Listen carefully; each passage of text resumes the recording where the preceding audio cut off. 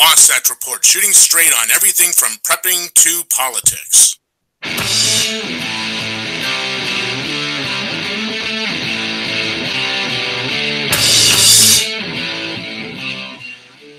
Well, good morning, everybody, and welcome to the Wasatch Report. I'm your host for the next hour, Suzanne Sherman.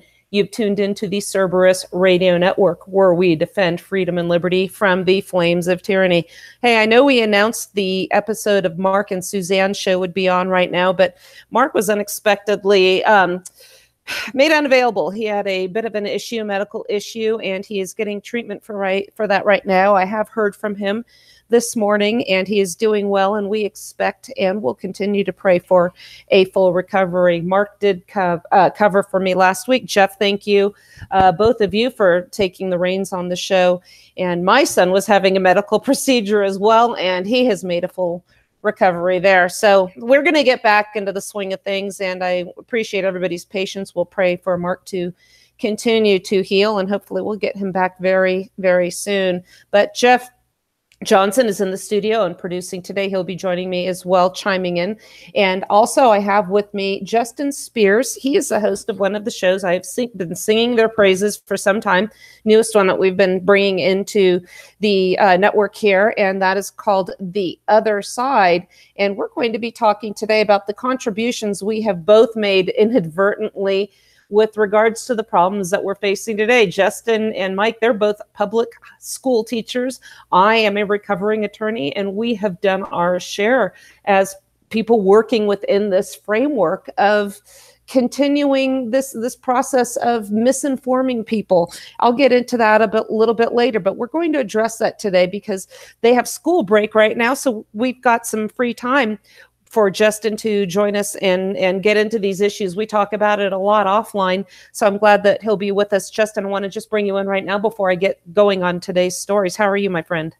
I am doing well, Suzanne. Thank you so much for having me on. It's a pleasure to be here. And yes, continued prayers for Brother Mark. Hopefully you're doing better and getting back up on your feet soon. Thank you. Hey, we've also been planning behind the scenes how we can improve and grow this network. One of the best ways we can do this, if you like our show, if you're listening regularly, please, we appreciate the positive feedback. We really do. It is very heartwarming. We also need more from you. We need you to share these shows, share our links with your friends, get the word out. We've tried, I know Jeff has tried boosting posts, and he'd actually seen no difference in our numbers. It's just, we don't know. I don't trust Facebook. I wouldn't give them any money, and I really don't trust them to further our message. And we really have no way of knowing other than what we're seeing on our listenership, which is growing, but it does not seem to have any correspondence with. We lost you there for a second. I'm sorry. I didn't mean to break in, but I didn't hear you. You said you don't trust. Yeah, it probably was. The line was clogged for a minute. Yeah, I don't trust Facebook. I really don't. It would not surprise me at all if they would take our boosts and then they have the algorithm showing that we are not a pro-progressive site, and I really don't think much is going with them anywhere. And it's really why I get most of the activity on my regular page as opposed to the quote news page. So most of my personal stuff I put by the wayside and just kind of try and go towards what we're trying to accomplish here on both pages. So, people really don't need to know what I had for breakfast. That's really why. Oops, sorry about that. Are we okay there? Can you hear me, Jeff? I hear you fine. I'm sorry. I was just checking the radio feed and I forgot to mute my mic. Sounds like it's working. But one of the other things, getting back to how we're going to grow this network, please share our links, our shows. If you like our show, tell your friends about them. Share. We're on SoundCloud now. You can hear us on SoundCloud. We have a YouTube channel, Cerberus Radio Network. Also, we're talking about developing our own website so we can get people over to there and have the links for our shows as well. For now, you can follow us at facebook.com/Cerberus Radio Network. Please consider joining our fan page. It is facebook.com/CRN. We have an Android app available. It is for free. Go to the Google Play Store, download that, and we have a Radio Co link where shows like Justin's and Mike's The Other Side. It's a great show. They do theirs on their YouTube channel, but that is available on our radio co-loop as well. And you can hear them. Mike Meharry from the 10th Amendment Center also has his podcast. Jeff Johnson had his just this morning. His show, The Paradigm Shift, aired right before mine, The Renegade and the Rambler Show, with the other founder of the network, Daniel Bailey. We have, let's see, what else do we have? Brush Fires of Freedom coming out of Tucson, Arizona. We also have, Schiff Gold with Mike Meharry and Peter Schiff. And again, the Mark Kreslin's and Suzanne Sherman Show. We call it the Mark and Suzanne Show, revolutionizing, beg your pardon, radio. So hopefully we'll get that back on track. I also introduced a new show just last week, Case in Point. My first topic that I'm examining Supreme Court cases and how they are in conformance or not with the Constitution. And we started off with the case of all cases. The first one we always learn as lawyers, and night number one of constitutional law of law school, Marbury versus Madison. I have the expert of all experts, Kevin Gutzman, joining us. Kevin Gutzman is also on the faculty of Liberty Classroom. We are having a promotion for Liberty Classroom for our listeners. Go to their checkout counter and enter the code CRN. Kevin has a new series coming out of lectures on Thomas Jefferson. Another recently added series of lectures is from Brian McClanahan about Alexander Hamilton. We also have a free membership we are going to be giving away. We're having a little fun contest here. People that follow me on my page know that we have a lot of funny names for Supreme Court justices. One of my favorites is, I believe it's Brian Balcom's Judicial Temple Monkeys. We have the Oracles, and as you know, we call them the politically connected attorneys in their black government-issued costumes. We have a lot of names coming in. The best one will get a free, thank you, Tom Woods, a free membership to Liberty Classroom. So keep those coming. We'll sort those out and hopefully announce a winner next week. So again, look for our new shows and please share them. That being said, I decided to go and call this the Wasatch Report today instead of the Mark and Suzanne Show because Mark is unavailable, but I also wanted to focus on some issues that are, like I like to start out my show, local to Utah here. People have heard me talk about, we know that Donald Trump pardoned the Hammonds. If you're not familiar with them, there were some farmers and ranchers up in Oregon who were charged with a federal offense. They were doing a back burn actually to defend their property from a prescribed burn that the federal government was doing nearby, and it was threatening their operations. So they did a back burn. They were accused, I think, of scorching a small parcel of some federal property. It is very difficult to do these prescribed burns. I do them at my house as well. And it's very difficult when the wind kicks up. Anyway, they were charged with a federal crime. In protest of this ridiculous charge, there was an occupation of an outbuilding on federal property. And these people were called terrorists, and there was just this absolutely crazy backlash. Lavoy Finicum was executed by government agents. And compare what I like to tell people, compare the government reaction to these individuals with the government reaction of, say, the rioters. The media called them protesters. The individuals in Oregon were terrorists, according to the media. The people in Baltimore, the mayor, the local government, these people need space to destroy. They were destroying. These people in Malheur Reserve were only occupying a building. There was no damage. The building wasn't being used for anything else. They were trying to make a point. But look at the disparity in treatment. Meanwhile, the government keeps talking about equality and equality, due process and equal treatment under the law. We just don't seem to get that. So how is this tied? We have a guy named Bill Keebler who has also, I just found, been released. Bill Keebler was two things. He was on his way to assist Lavoy Finicum up in Oregon, and he arrived actually, unfortunately too late. Bill Keebler was also, he lived in Stockton, not far from Salt Lake City, maybe about 45 minutes. And he was active in some militia groups out here. And the militia groups we have out here are law-abiding. They work with the state of Utah. Bill Keebler was very much also against, like I am, what this general government is doing. He had rallies He had rallies as Sheriff Mack from the Constitutional Sheriff's Association. Michelle Fioria was a representative out of Nevada, was there. Lavoy Finicum has 2 daughters that were there, Tara, and I forgot the other one. And this was a very peaceful rally, peaceful, patriotic rally. Bill Keebler was also the head of security at the Bundy Ranch. And this is how this is all tied together.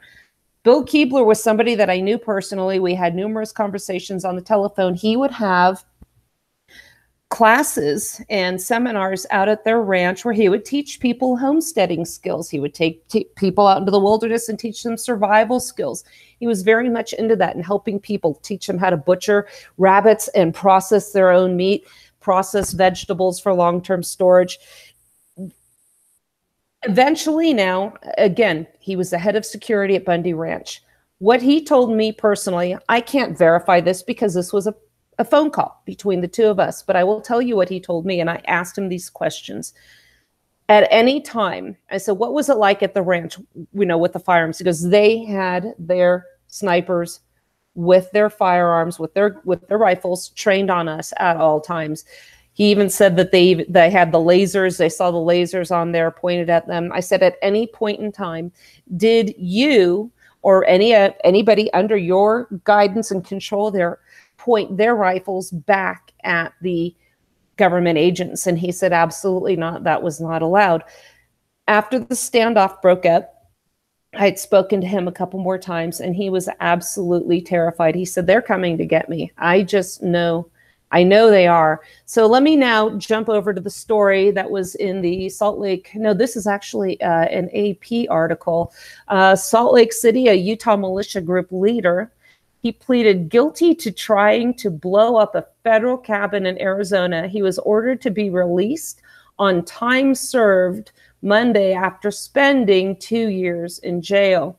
The sentencing concludes a case that began amid heightened tensions between the federal government and militia groups over control of public land out here in Utah and in Nevada. Out here in the West, we've got a big issue with the federal government owning a lot of the territory out here. He appeared on authorities' radar after spending time with Nevada rancher Cliven Bundy during the armed 2014 standoff over grazing feeds. U.S. Attorney John Hubert said that outside the federal court that his case ought to be an example to other groups. My hope is that it is more of a general deterrent for like-minded people who may want to act upon their philosophies and beliefs and plan violent acts. First of all, he was standing up for the rights of the Bundy family. We know there is no constitutional authority for the government to be in the cattle grazing permit business. And like it or not, these people at the Bundy Ranch, the Constitution was on their side. And the government, interestingly enough, at the same time, Obama was saying, we don't have the resources to secure the part of a border in Texas that is so dangerous. We would rather just put signs up telling American citizens to stay away from this sovereign territory.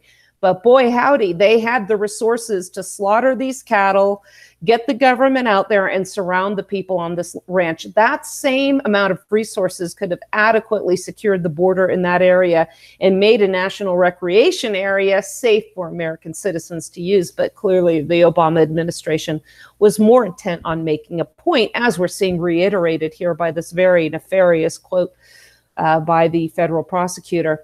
Keebler, going back to the article, shackled at the wrist and ankles and dressed in a striped jumpsuit, appeared calm as Judge David Sam ordered his imminent release in a federal courtroom in downtown Salt Lake City. Keebler declined to make a comment in court. Sam said Keebler had been a model prisoner since his arrest after trying to bomb a Bureau of Land Management cabin back in 2016. So let me digress a moment here and see if any of this makes sense to you. Why would a man who is fearful for his life and knows that he is on the government radar, knows that they are coming after him, he said that, I know they are coming to get me, it's just a matter of time. Why would he do something so stupid as to try to set off a pipe bomb at a Bureau of Land Management office? He already knew they were coming for him. This makes no sense. He could have been a witness at the Bundy kangaroo court. And remember now, the Bundys had, I think it was 2 mistrials. Finally, the judge did the right thing and dismissed the case with prejudice, meaning the charges can't be brought again. Had he been allowed to testify, he could have said, at no point did we ever train firearms on the very individuals that had them trained on us. So does it make sense that given all these, what we lawyers call the totality of the circumstances, that he would have done such a thing? So now the judge has cited his case, going back to the article, cited his age and multiple physical ailments, including prostate cancer and heart disease, as reasons for allowing him to be released from federal custody. Now, I was actually planning to go to his sentencing, and I got a call from a local freedom fighter out here, Jared Green, who's been on the, he's been a host on Inside the News with Paul Jensen. He contacted me and said there's been a last-minute plea agreement. And what he had told me was the feds came in that evening and told Bill they kind of gave him a take it or leave it offer, which was, either you go to a place and it will end very well for you. You won't be convicted. You won't be committed for a very long period of time, and we will tend to your medical needs. If you fight this, if you say you want a jury trial, guess what? You are going to a federal facility that will not be in any way obligated to or will tend to your medical needs. Bill was confined to a wheelchair at the time, and he had 10 minutes to make his decision. He opted to plead guilty, and now he has been released. Now, yes, he is getting out. They held up that end of their bargain that it would go well and he would be released soon. But again, take into consideration the totality of the circumstances. Why would he do such a thing? And they found out that he was apparently, they accused him of this behavior because of the participation of confidential informants. So he had expressed what appears to be a sincere apology for his misconduct, the government official Sam had said. He pleaded guilty to a felony charge of attempting to destroy federal property in April. So 2 weeks at the Bundy Ranch, the article says he boasted about his efforts to organize supporters who flocked to Bundy's defense, the prosecutor said. Keebler then returned to Utah and started a small group of people he called the Patriots Defense Force in the desert about 40 miles west of Salt Lake City. 3 of his followers were undercover FBI agents. Now, I was at, as I mentioned earlier, one of his events, and there were some guys there that claimed to be at the Malheur Range, and it was obvious they were really trying to instill some aggravation in the people against the government. They started with this judge out in Alaska, papers about admiralty law, the UCC stuff, and a bunch of trying to get people just really riled up against the government. And those were the ones that I have a feeling were the informants. So they're saying that he met with Lavoy Finicum and that he was arrested in 2016 after planting what he believed to be an active pipe bomb at the door of an empty BLM cabin used to house seasonal workers in a remote corner of northern Arizona. Supporters have said he was set up by the government and undercover agents provided him with an inert bomb. And here, listen to this, goaded him into targeting the cabin. So, you can read more in this article here, and I'll post it. But again, this reminds me of what the government does to try and instill this feeling about people that are trying to be patriotic, militiamen, that sort of thing. There was, I don't remember the year, Jeff, but Justin, you might remember this as well. In Michigan, sometime back, the media went crazy over a supposed right-wing Christian militia group that was planning to set off bombs at police officers' funerals. You couldn't ratchet up the rhetoric anymore. Well, whatever happened with that case was certainly not covered at all, let alone equally to the breaking of the story, which was, these accusations. These people were all dismissed and you never heard about it in the news. So bear that in mind. Justin, did you want to make any comments before I move on from this story? Well, yeah, as I was listening to you go through that, I had a lot of ideas and emotions running through my head. But I think the one thing that, you boil all that down to hearing that story, and I wasn't aware of a lot of that, is just remorse. It's sad to think about the power that the government can have over an individual or a group of people. And it just makes you kind of pause and think about, things that you may be doing on a daily basis that you could completely see as innocent and just minding your own business, not harming anyone else, and then all of a sudden you find yourself wrapped up. It almost kind of seemed like as I was listening to you say that, I'd imagine this just kind of like whirlwind, like spiraling out of control, like what is going on here, and how quickly you can lose everything that you have. And that's just sad. It's a sad commentary. It's a sad state of where we are today. Yeah, I was just going to say that goes hand in hand with what I was talking about earlier, Suzanne. That's why I kind of went on with that discussion, because you have this whole trifecta of government power. You have the media. I was discussing the media and how it spreads lies to destroy people's lives. I was talking about that Jill Stein, where the MSNBC was spouting all kinds of lies about her to destroy her so that she couldn't affect Hillary Clinton in the election. And then you have them talking about Glenn Greenwald spreading lies, saying he's an agent of the Kremlin and all these other things. Why? But to destroy those that oppose this government. And then you have the public schools, and Justin is very aware of this because, quite honestly, what's the purpose of public education, according to Marx, is to indoctrinate the children. And so we have public education. It comes right from Marx. It's one of the 10 pillars, and they are indoctrinating children to be good drones for government. Justin, I want to ask you on this because I talked about this in the beginning of the show. When I was a kid, I learned the Thomas Paine quote about the government being an evil and at best an intolerable one. Do they even teach that in school today? Oh, no. I was listening to the end of your show and I heard that and I was going to chime in and I decided to wait. No, when you go through and you talk about foundations of this country, you're very, very fortunate if you get a teacher who will actually go through and document some of the older documents. And if you get, into foundational founding fathers, it's pretty much going to be limited to, Washington. You'll probably get some Jefferson, but at this day and age, it's all negative.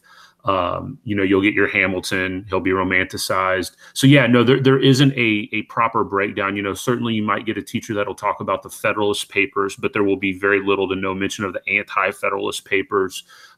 It'll just be, the Constitution being taught as this miraculous document that was dropped down from heaven. There's no talk about the Annapolis Convention and the backhanded ways in which Madison and others had to lure the delegates to Philadelphia under the auspices of, just amending the Articles of Confederation. Now I teach that, but the kids look at me like, dude, what are you talking about?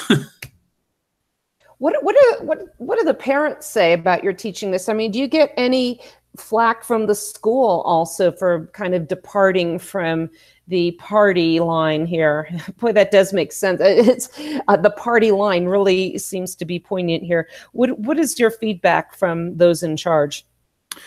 Well, I will say this. I am fortunate in a way that I am, first and foremost, I'm left alone by my administrator for the most part. My building principal, is a social studies teacher as well.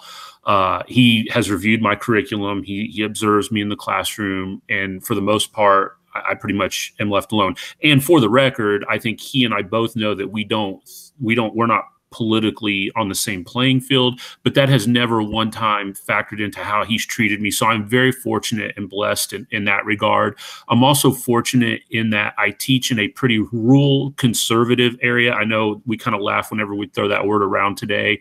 But I think if I did have a parent that came in and observed or heard what I was teaching, I don't think there would be a lot of backlash. I've certainly never gotten any parent complaints about the way in which I teach it, but but I do know it's unorthodox because I go to conventions, I talk to other teachers, and, you know, I think a lot of them are just scared to death. They toe the line, they use the textbook, all of those things. I don't do it, you know. Suzanne, when you mentioned earlier the Liberty Classroom thing, I was going to briefly chime in and say I am a member as well of the Liberty Classroom. I use some of that content. I use Tom Woods and Kevin Gutzman and Brian McClanahan in the classroom. I will assign podcasts for my students to listen to and reflect on and react to as dialogue in the classroom. So, you know, when I talk about trying to do my part to fight that indoctrination of what's going on, you know, I think you and I have had some conversations, and Mike and I have both, my partner on the other side, he teaches in the same building that I do in social studies as well. And we've both kind of said we've used that as our way of justifying why we're a part of this. We say we're doing our part to try to push back and everything. But I think we were both quickly coming to the realization it's just not cutting it. You know, we can no longer feel comfortable with being a part of what's going on. When you look at it in totality, it just doesn't feel right. And so, you know, we're going to do what we can do to continue our fight. But in the meantime, we know that this is a system that's, you know, much further down the drain than anything we can do to help save it. And so, you know, we'll do our part and everything. But it's just sad when you think about, and he and I have talked about this too, the number of students who sit in classrooms on a daily basis in inner city, but even in rural schools too. You know, rural schools are not exempt from this and are just absolutely indoctrinated with the garbage that you get from textbooks and standard curriculum. Yeah, and you know, again, I talk about my legal background, and I refer to the malfeasance of the legal education system. We are rewarded for getting our foundational principles wrong. So when we have, I've said this before on the bar exam, an opportunity on the what they call the multiple choice section of it, we call it the multi-state. If we have to choose between the 10th Amendment and the national government, either vis-a-vis the 14th Amendment or the Commerce Clause, we're taught the 10th Amendment is always wrong. I tell people today, if I were to sit for another bar exam and answer the questions correctly, as opposed to just giving the answers that they want. And at the time, I thought I was answering correctly in conformance to how our Constitution has been interpreted. If I were to sit for the bar now and answer what I know, I would fail. So you're rewarded for giving the wrong answers. You're rewarded for going towards this nationalist system. And by nationalist, I don't mean America first. I mean a national, strong central government, the type that was rejected outright in Philadelphia. Going back to our foundational principles, we talk about the Declaration of Independence. When that is taught in these school systems, really what they're focusing on is equality. They just grab that word, equality, equality, all men are created equal. That's what they focus on. They ignore completely the whole issue of national or natural rights, the ability to throw off a government when it no longer operates by the consent of the governed. In fact, talking about tying this in with Bill Keebler, the law enforcement officers in the article here, they said that he was categorized as being an anti-government extremist. When I went to his event that he had in March of 2015, they had the United States flag standing. They played the national anthem, and they started the event with the Pledge of Allegiance. This man was a patriot. He was not anti-government. He was anti-corrupt government. And by that standard, that would apply to all of us here. I talk about United States Code Title 18, U.S. Code 2385, which makes it a federal offense to advocate or teach the necessity of the violent overthrow of the United States government. Well, if you take that literally, ostensibly, it could cover teaching about the Declaration of Independence, because that is what Thomas Jefferson wrote in there, that when it becomes time for a government or a people to throw off a government that no longer represents them, they can start a new one. They knew that King George wasn't going to see this and say, okay, off you go. They knew there was going to be a fight, and they knew there needed to be one. If you teach that, you are teaching the violent overthrow of an existing government. And then if you apply the principles that we have today, our lack of representation, the depravity of the corruption of the system we have, it is not incomprehensible to realize we need to do something about this government. It is bipartisan, corrupt, illegitimate, de facto, national, not federal. And talking about that, does that mean I'm advocating its violent overthrow? No, but I'm teaching the necessity of moving on. And how convenient is it that they said, yes, we know we were founded upon a violent revolution, but now, or, you know, when they declared their independence, that set the path for our forming of this nation. But by all means, don't even think about that anymore, bucko. Go ahead, Justin. Yeah, just to expound on that a little bit too, that is an absolutely great point that you're making there. You know, when you hear people talk about defending the country from all enemies, both foreign and domestic, I think what you were saying there is exactly right. The average American equates the government to Washington, D.C. When you say the American government, there's these images of the White House and the Capitol building and things of that nature, you know, all the monuments that are in Washington, D.C. But ladies and gentlemen, the government are the people of this country, the citizens, every one of us, from those that are on welfare to those that are billionaires, every one of us, we are the government. So when we talk about protecting the government from enemies, both foreign and domestic, the domestic enemy can be those that are in Washington, D.C., right? Because they aren't necessarily, you know, what the government should represent or does represent. And you see that language going back to what you mentioned. And I do this. I have a 70-minute lesson that I teach on the Declaration of Independence. And all it is it's a reading of the preamble before Jefferson gets into all of the he has, he hath, he hath. And we break down the language. And it's difficult for the kids to wrap their mind around, not necessarily his message, because it's pretty easy to see, but to put it in a scope of what you were just saying, that, you know, Jefferson was saying it's our duty and responsibility that when government has instituted these long trains of abuses, that when they do all of these things, we have a natural right. I see these people on Facebook all the time that go to the Constitution. They say, here's our right to this. Here's our right to that. Here's our right to that. And to try to unteach them and get them to know, no, that right comes from the fact that you exist, that you're a human being, not because some government has ordained it upon you. You possess those rights naturally, life, liberty, and property. Okay. And so you have to guard those jealously against what an institution, which is what DC is. It's an institution. And that doesn't mean that we hate America. It doesn't mean that we're not patriotic, as you were saying there. It means we are patriotic. It means we care and want what's best for the people of this country, not what we've suffered through, unfortunately, for about the last 200 years or so. So I think that's an important thing for people to think about when they're wrestling with these ideas in their mind about where do I fall on these things. Gosh, I kind of have this feeling in my gut, this fire in here that's telling me that something's not right. But if I speak up, if I write something on social media, am I going to be outcast? Am I going to be targeted? You have to stand for your principles. You have to make a principled stand and understand that that's okay to feel that way. And I think a lot of people either fall in the category of apathy or just uncertainty. And especially in this day and age, people have a lot to lose. And when I started getting into radio, I was told, you better watch out. You've got kids, you've got family. I said, that's precisely why I do this. You know, they might get sick of hearing me rant and rave, but I'm doing this so future generations are not going to have to fall victim to what we've seen has already been abject failures. If Venezuela, for instance, you know, of an out of control government pandering towards the bottom feeders that just want to have a big socialist system. We've seen that. And, you know, going back to Bill Keebler, this is how it relates to us as well. You'll like this line.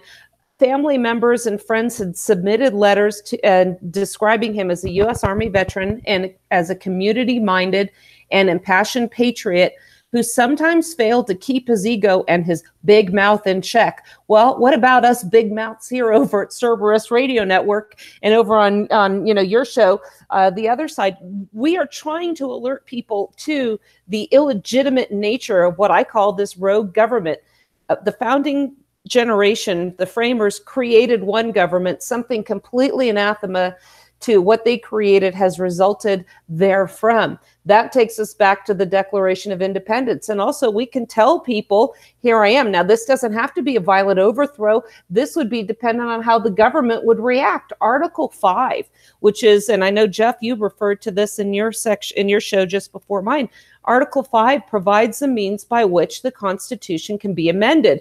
Congress, every time they meet, they can propose a convention, they can propose an amendment which needs to be ratified by 3/4 of the states, or 2/3 of the state can propose a convention, and then those proposals need to be ratified by 3/4 of the states, up to and including the complete abolition of the current government. Could you just imagine if the states came together and decided to abolish the Washington, D.C. government?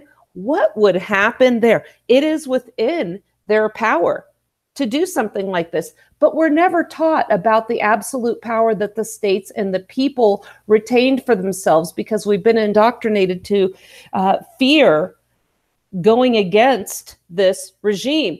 I want to go to another case in point. Out in Utah, we have had issues with national monuments. Oh, I'm going to back up 1 minute, because you had mentioned patriots. We talked about people that are patriotic, and we also have nationalism. I'm going to read a quote from an article I wrote. It was published by the 10th Amendment Center, the Church of National Government. And people talk, I've been told that I'm misusing the term nationalism by this lawyer, by the way. And there's more than one way to interpret a word. He's using the term nationalism and putting America first on a global perspective. I'm talking about nationalism, comparing it to federalism. And I'm going to refer to, I use this passage in this article. George Orwell in 1945 wrote a very famous article, and I'm taking a paragraph out of there where he distinguishes nationalism and patriotism. Once you look at it through these Orwellian glasses, you'll understand what we're trying to teach people here. And I'm going to quote him. By nationalism, I mean the habit of identifying oneself with a single nation or other unit, placing it beyond the good and evil, and recognizing no other duty than that of advancing its interests.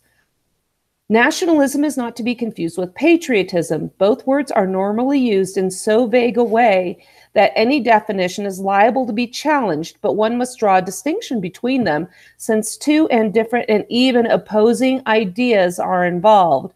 By patriotism, I mean devotion to a particular place and a particular way of life, which one believes to be the best in the world, but has no wish to force on other people. Patriotism is, of its nature, defensive, both militarily and culturally. Nationalism, on the other hand, is inseparable from the desire for power. The abiding purpose of every nationalist is to secure more power and more prestige, not for himself, but for the nation or other unit in which he has chosen to sink his own individuality. And this is, you mentioned that earlier, and I wanted to bring up this passage to expound upon your earlier comment, Justin. Yeah, no, I think that is exactly right on. I think that hits the nail right on the head. And, you know, I think, unfortunately, to real quickly circle back to a comment that you made too there, many Americans have, you were kind of talking about, imagine, you know, if there were a convention of the states, or if Congress were to amend the Constitution and abolish it.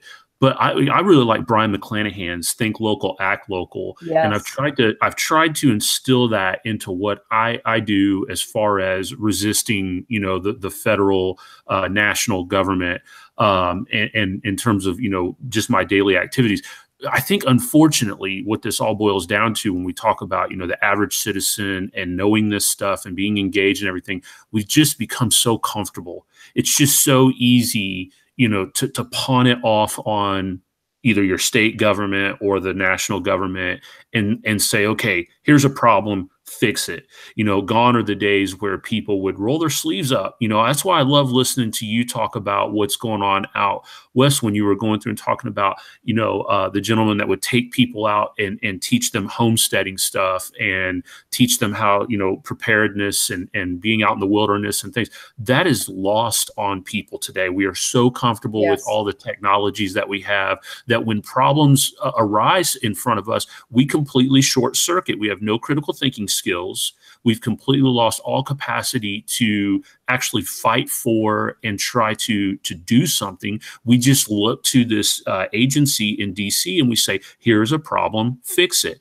Here in the state of Indiana, we have a significant shortfall in our budget for road repairs. After the winter that we had, our roads were awful. So these Republicans, our House and Senate are absolutely completely one-sided, controlled by Republicans that campaigned on no tax increases, immediately got into their session, and the first thing that they did was institute a gas tax to pay for all the road repairs. And so, you just see these things and people are just, because there was outcry. We need these roads fixed. We need the government to do it. Instead of thinking creatively and coming together and working as a community to find solutions for the problem, it's just an immediate look to the government. So I just wanted to circle back to that real quickly too there. But yeah, Orwell's absolutely right. And today, so many people get those two concepts completely intertwined and mixed up. It's no wonder that we have people believing the way that they do. Yeah, when they talk about government, gosh, I don't like to give this woman attention, but really quick, Tommy Lahren, noted geopolitical legal strategist Tommy Lahren, was on Fox saying that it would be a strategic blunder to try to overturn Roe versus Wade.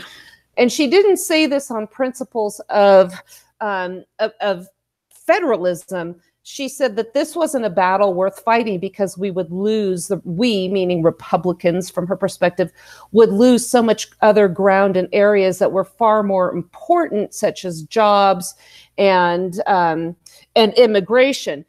But what she is talking about here, she's focusing on all issues being resolved from Washington, D.C. When she talks about the government and those like her on all these networks, it forecloses the discussion of there being a possibility that there are other governments.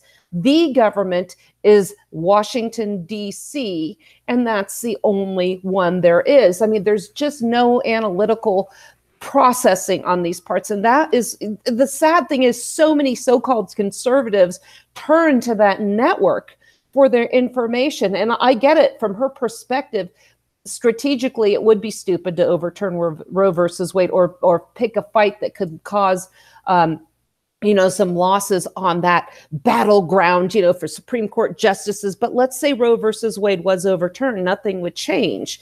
It would just revert the matter to the states where it belonged in the first place. And as we saw in Oklahoma, while the results were encouraging, people aren't ready to make that change yet and criminalize abortion at a state level, which is where the fight must be fought. Again, think locally, act locally. You referred to Brian McClanahan earlier. I want to turn to a post I saw by our senator out here in Utah. As you know, I do like to focus on this show on some local issues because this principle here does apply to other issues. Mike Lee says yesterday on his Facebook page, we as Utahns are not powerless to stop the attacks on our rural communities, nor are we opposed to protecting public land. We love public lands. There's no one better suited to protect these lands than the very people who live closest to them and rely on them for their livelihoods. Remember, we talked about this before, even with Dwayne Stovall, get off my state. It's a matter of scale. Why do we want people thousands of miles away dictating how we're going to regulate our local rural economy?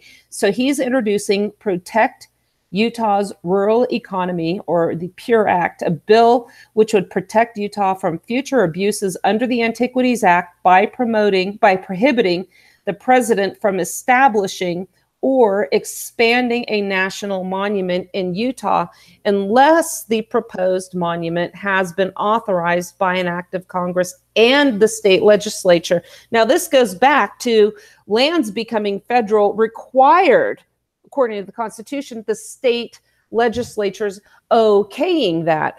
What we saw, the Antiquities Act, that was used by Teddy Roosevelt to create numerous national parks, and everybody thinks it's a great thing because it's protecting all these lands.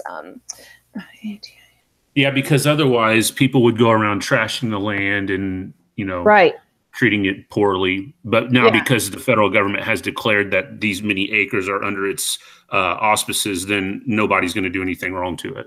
Right. And the Antiquities Act was passed in 1906 and signed into law by Theodore Roosevelt on June 8th, gives the president the authority to, by presidential proclamation, create national monuments from federal lands to protect significant natural, cultural, or scientific features. And again, this is authorized nowhere under Article 1, Section 8. But because Congress passed the law, people think that all of a sudden it's legitimate, forgetting all about Article 1, Section 8. So the Deseret News, I was actually impressed with them, that their coverage of this. They said that twice in the past 20 years, Washington politicians serving wealthy out-of-state special interests attacked Utah's rural communities. Donald Trump provided these communities some temporary relief in October, but if we want to permanently protect Utah's rural economy from outside intervention, we need to act now. The looming danger for Utah's rural communities comes from the Antiquities Act of 1906. It originally was intended to protect objects of historic and cultural interest, such as artifacts and religious sites. Now, President Teddy Roosevelt was told, hey, you can use the Antiquities Act and create these great national parks. Say it's about you're protecting a public interest, and he went and did it, and people think that was great. So unfortunately, going back to the article, it was once a narrowly targeted tool for preventing looting on federal lands has become a weapon of faraway elites to use against rural Americans. 1996, the height of his presidential election campaign, Bill Clinton used the Antiquities Act to create a 1.5 million acre monument in southern Utah. The environmental activists were on hand for Clinton's announcement in Arizona. But here's the thing. Earlier, I mentioned that state legislatures had to okay these big land grabs. No one from Utah's state government or federal delegation was notified beforehand. It was a complete surprise to Utah sovereign state officials. 2016, after an extensive campaign by well-funded out-of-state environmentalists, President Barack Obama created 1.3 million acre Bears Ears National Monument. Now, the Bears Ears National Monument came under scrutiny because Donald Trump scaled this back. It's hard for outsiders to see any downside from designating millions of acres of federal land as a national monument. Who could be against protecting public lands? Well, what they say here is for locals, that protection comes at a high cost in the form of restrictions on travel, recreation, economic opportunities. Reduced grazing access is particularly harmful to Utah's community. Our communities out here, the rural communities, are built on the agriculture industry, and livestock is the single largest source of farm income. I'm out here, they grow hay and they raise cattle and sheep. I mean, that's what they do out here. Since the 1940s, federal agencies have cut livestock grazing on Utah rangelands by more than 50%, a trend only accelerated by these monument declarations. Well-meaning environmental activists, no, they're not well-meaning, have suggested that Utah's rural communities embrace the tourist economy that comes with monument designations. Now, let me tell you, when there was a protest about Donald Trump's scaling back the Bears Ears National Monument, first of all, Utah lost this great this outdoor exhibit that they had that would come in the summer in June. It was a huge event in Salt Lake City. They moved to Colorado. They were protesting, and they had people from all over the place come and protest Donald Trump scaling this back. And one such woman was in the gym, and she had her little T-shirt on, and I just asked her, oh, what's the deal with Bears Ears? I've never heard of this. What is this? And she said, well, Donald Trump is taking away this designated landmark, and it's going to be open now to development. And I said, wow, I had no idea. And she says, we want everybody to be able to go and visit these places. We don't want people being restricted. We want international travel there. And I said, wow, I had no idea that the states were actually prohibiting foreigners and people internationally from coming to visit these places. And she goes, oh, no, they're not doing that. So that was her first lie I caught her in. They're not doing that. We just think that this belongs to everybody. This land should belong to, and here she said it, UNESCO. And that is United Nations, folks. That is the Agenda 21 right there. UNESCO, I believe it stands for United Nations Educational, Scientific, Cultural Organization, meaning global control of local interests. That is what is behind this. Going back to the article, tourism is at best compared to and is not a substitute for broader economic development. What they're trying to do is say to these people, you are going to be subjected to one industry and one industry only, and that is catering to tourists wherever they come from. So we in Utah here are not powerless to stop these attacks on our rural communities, and nor is anybody in any state, by the way. So in Congress in 1950, Congress prohibited further monument designs in the state of Wyoming. So Wyoming was able to effectuate a change. 30 years later, Congress passed another act requiring congressional approval for any monument designation in Alaska larger than 5,000 acres. So here in Utah, we can do the same thing. And this is why Senator Mike Lee is introducing the Protect Utah's Rural Economy, or the PURE Act. It will protect Utah from further abuses, and this is what they have been, abuses under the Antiquities Act by prohibiting the president from establishing or expanding a national monument in Utah unless the proposed management has been authorized by an act of Congress and the state legislature. And what happens now, this ties back to earlier in our conversation, where the default seems to be that the only trust in regulating these lands or our healthcare or our light bulbs or our schools can go to the government, meaning the federal national government in Washington, D.C. There's this presumption, irrebuttable presumption, that local communities are incapable. They think that if local communities, or if the state of Utah is charged with managing its own lands, there's an extreme idea, right? If they're charged with that Utah is going to become one great big strip mall, it would be completely against our interests. While tourism is not our only industry, it is a very large industry. So it would be crazy to turn Utah into one giant strip mall or develop land and golf courses.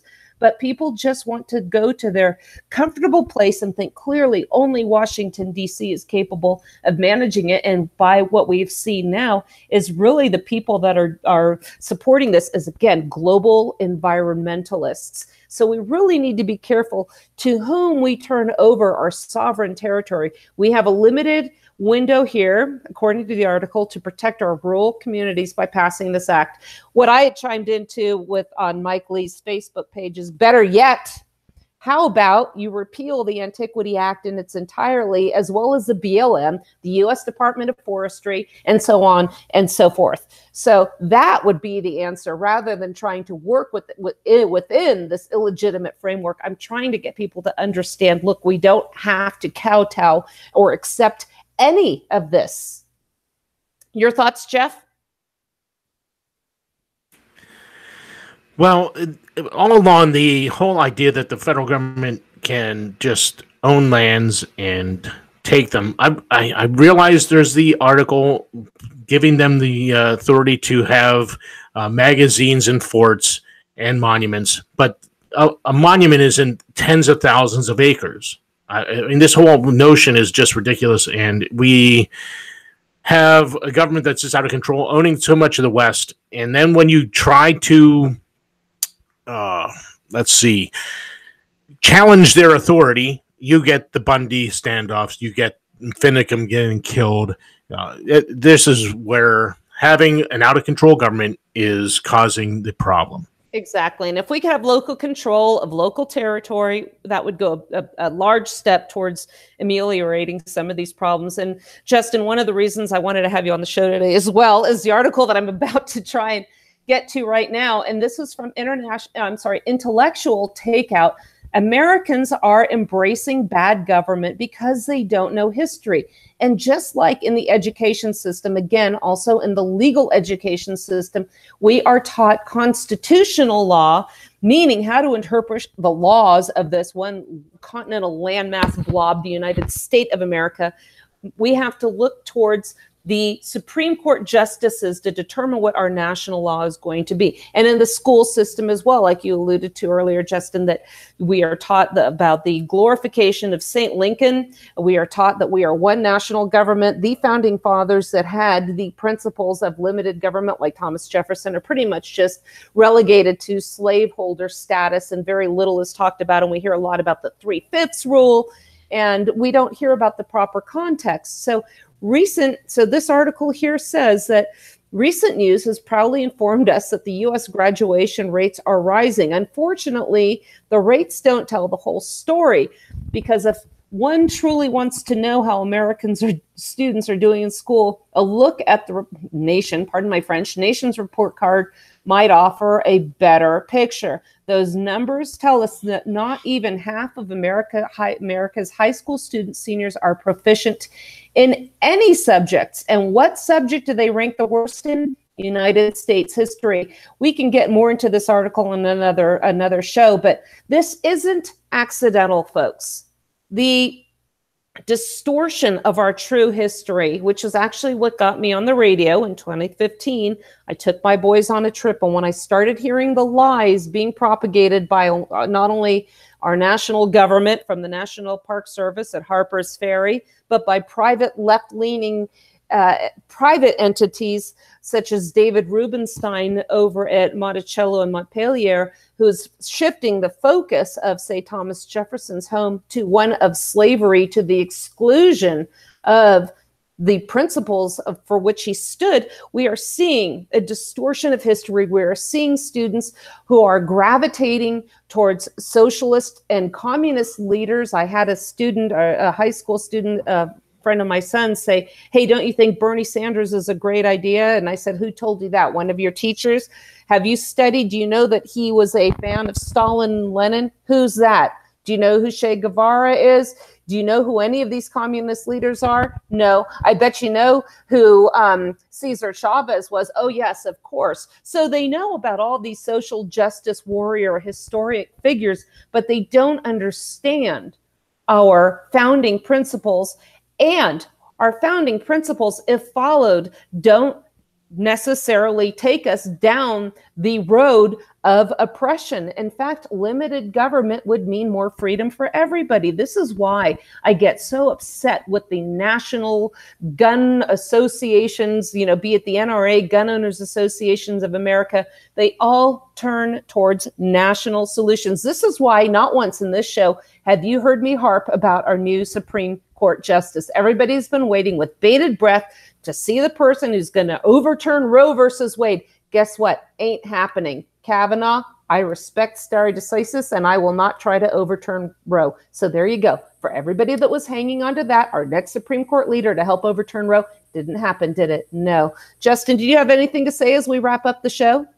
Yeah, just real quickly on that topic you were mentioning with the intellectual takeout article. The thing that has to happen is we have to get students to recapture the love for learning. Students are cattle prodded into classrooms across the country. It's going to start firing up here in the next couple weeks. They're going to be told that you're going to go from this class to this class to this class. You're going to read this. You're going to do this worksheet. Mind-numbing. Absolutely bored out of their mind. We have to recapture a love for learning. History, coincidentally, isn't last on that list for any particular reason. A lot of times it has to do with the fact that history is a very difficult subject to teach, right? And so we've got to find ways to get kids engaged into wanting to learn the history of this nation, to wanting to learn local history. And I think that will go a long way in helping to stem the tide as to what was mentioned in that article. And this is why I think finding alternative sources of education are so important. And the way that the teachers have to teach history right now, we know with Common Core, we have this nationalization of this curriculum. And I even found history very boring as a student. I got tired of memorizing dates. I try to teach my kids the whole story behind this. We are certainly not done with this topic, even though we're done with this show today. Justin Spears of The Other Side, another show on the Cerberus Radio Network. Jeff Johnson, host of Paradigm Shift and producer of my show. I want to thank you for joining me today. Looks like we'll be doing another show tomorrow. I want to thank you for tuning in. And again, submit your entries for your Liberty Classroom membership. Thanks, everybody, for joining us here at the Cerberus Radio Network, where we defend freedom and liberty from the flames of tyranny.